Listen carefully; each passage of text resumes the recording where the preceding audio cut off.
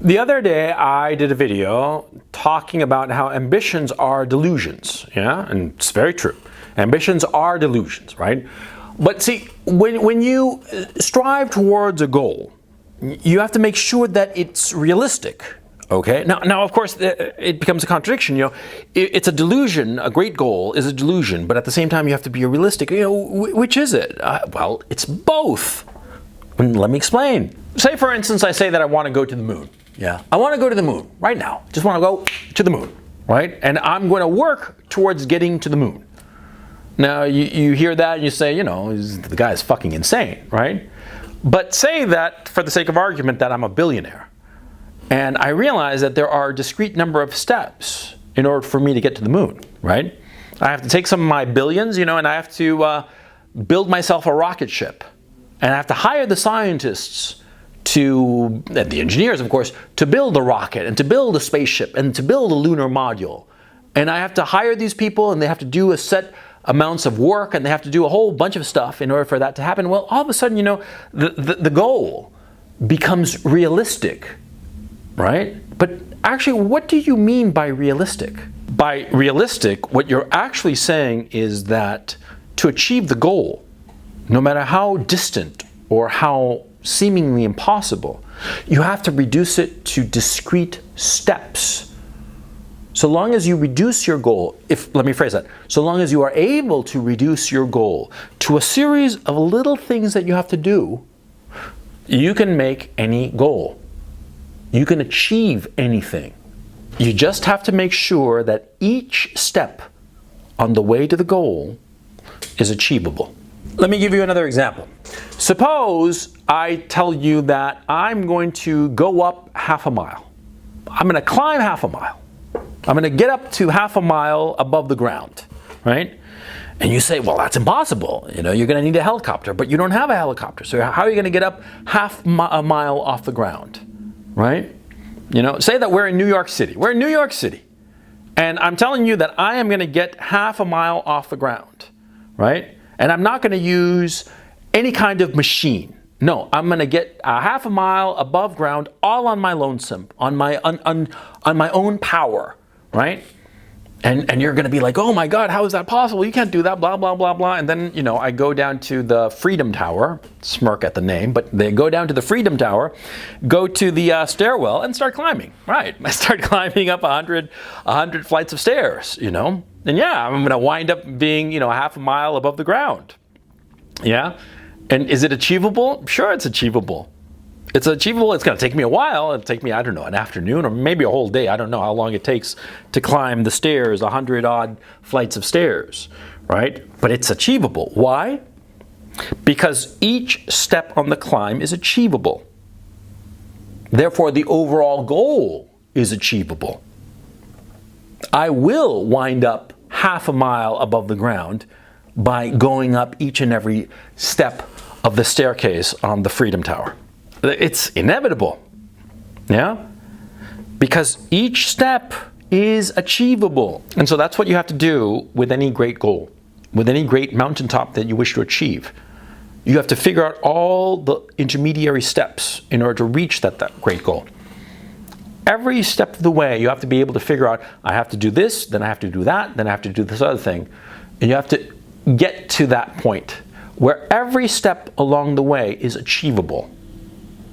That's how you achieve a great goal. And that's why just about anything imagined by a man can be achieved by a man.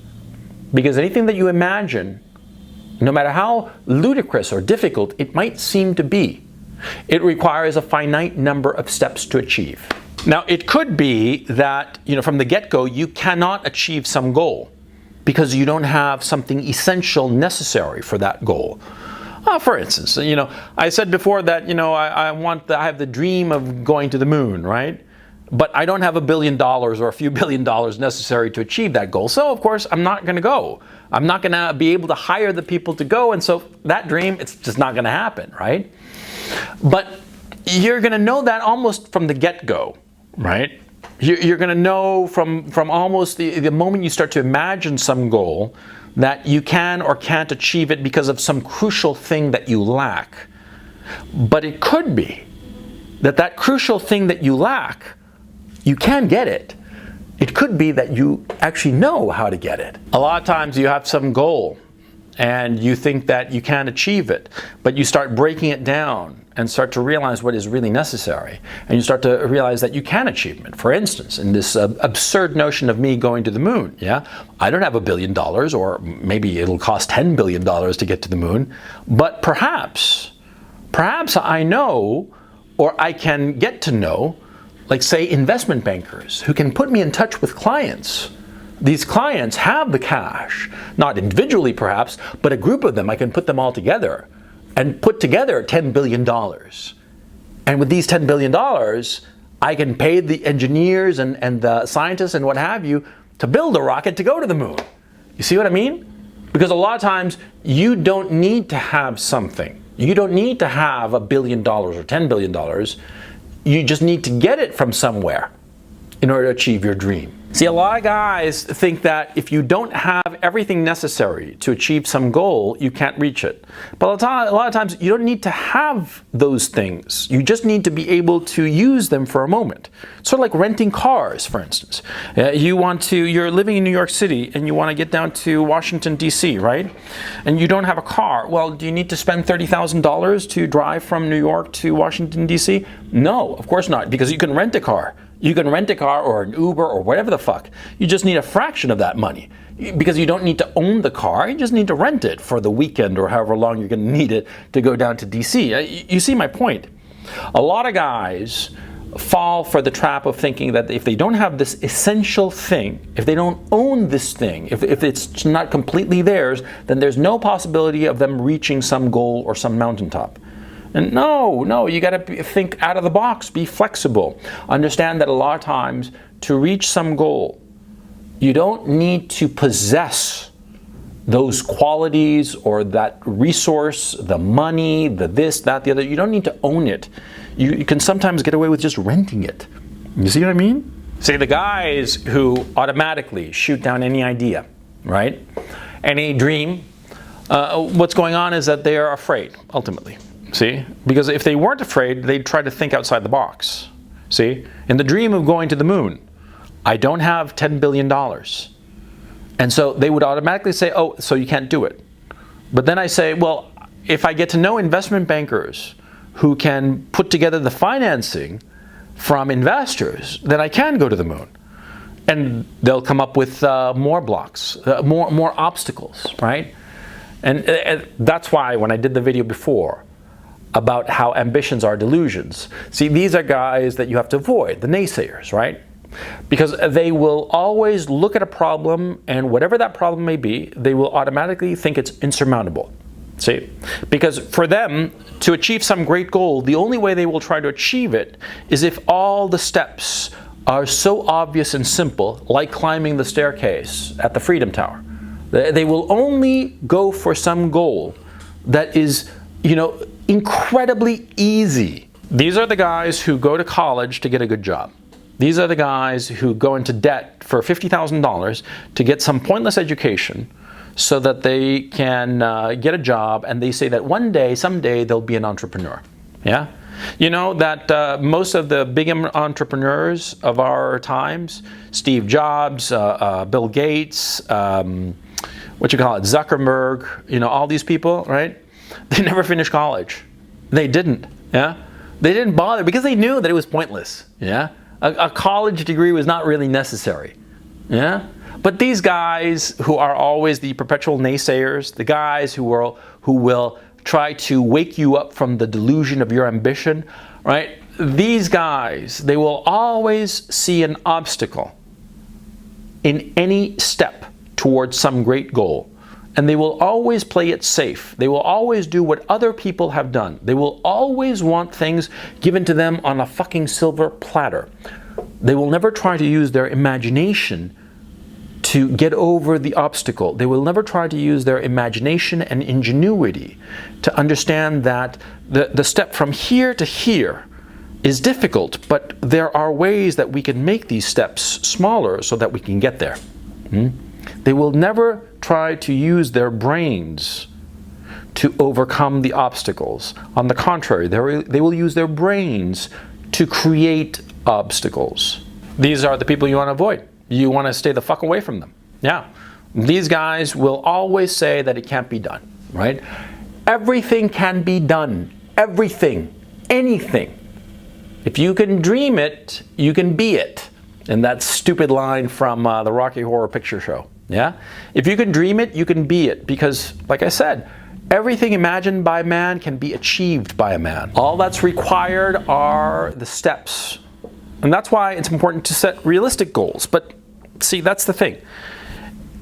To each man, to you who are watching this, to each of you, a realistic goal is going to be a different thing. See? Because, for instance, some guys are going to say that the only realistic goal is to get a good education at a good college and get a good job. That's as far as their imagination can cope. See, a good imagination, a strong imagination, a bountiful imagination. Why is it so important? See, because when you strive towards imagining things that are not possible, and you have a strong imagination, what will happen is that it'll help you figure out ways to elude the obstacles. You see what I mean? Let me rephrase it. I'm not making my point here. I don't think I am. So let me turn it around a little bit. You see, guys who solve puzzles, right? You know, Sudoku and those kinds of puzzles, Rubik's Cube or whatever, right? What do they get good at? They get good at problem solving, right? Problem solving in the Sudoku or problem solving in the Rubik's Cube, right? You have to understand that all of the ambitions that you have in life, they're just a series of problems. Now, of course, there are no ways to practice these problems. See, in life, the problems that will arise, they will arise because of human psychology, or they will arise because of things that there are, no templates that happened before. You'll have to figure it out on your own. See? And so what happens is that guys who have a lot of imagination, or who have developed a lot of imagination, or guys who are not afraid to try anything in order to succeed, which pretty much makes up for imagination, right? They're the guys who are going to see all the steps to reaching some great goal as just steps that can be achieved. See? The sensible people, the undiluted people, the people who do not fall for the insanity of a great goal, right? And instead just keep their head down, and just take out the loans and go to college and be a good little fucking drone in this rapacious society. Well, they're the ones who are never going to amount to anything. See? You have to see every obstacle as just a problem to be solved, not as an obstacle that cannot be overcome. Yeah, and so to the degree that you are able to see every problem as just an obstacle to be overcome, and every step in your path to your great goal as just, a little issue that has to be solved and that can be solved, to the extent that you see the world that way, you will achieve the great goal. To the extent that you see every obstacle as insurmountable, to the extent that you see every problem that arises as something that cannot be solved, and that you just have to sit there, and just accept it, you're the guy who's never going to be able to achieve any great goal, right? You're never going to be able to rise up and achieve the things that you dream. What kind of life is that? Is that the life that you want? Is that the life that will make you happy? The life of just sitting there passively and not striving towards your goal, your dream? So the title of this video is Setting Realistic Goals. And so what are realistic goals? Very simple. They are goals where you can see all the steps to achieving them, and you know that you can make every step. And you might not have the ability to do so right this second when you start on your journey, but you have the self-confidence in your own abilities to say to yourself, yeah, when I get to that obstacle that right now I have no idea how to figure out, by the time I get there, I'll be able to figure it out. Well, then that is a realistic goal. It's simple as that, see? You just have to have the confidence to believe that you can solve the problems now, and by the time you get to what appear to be insurmountable problems, you will have the tools to solve them. or you know that you can reach out to different people who can help you solve them, okay? If you have that confidence, then you've set a realistic goal. But you have to understand it's something that I'm trying to really hammer in on this video, and I don't think I've been very successful at it. But see, there is no goal that is unrealistic. None whatsoever. No matter how hard the goal might seem when you start, it is achievable. I said at the beginning of this video, you know, imagine climbing up to half a mile above the ground, right? And you know, you think to yourself, oh, a helicopter or this or that, it's impossible, right? But it is possible. You know, just take one step after the next, And some of the steps on that stairwell, you know, they're going to be easy. No problem. You'll be able to climb them up lickety-split. Sometimes those steps are going to be kind of hard. You know, it's not going to be just 6 inches off the ground that you're going to have to step up on. No, sometimes it's going to be a couple of feet. Yeah, but it can be done. You don't need climbing gear. You don't need anything. You can do it, but you have to believe that you can do it and understand that the goal is just a series of steps. Man, I'm not happy with this fucking video, but you know, I guess it'll just have to do.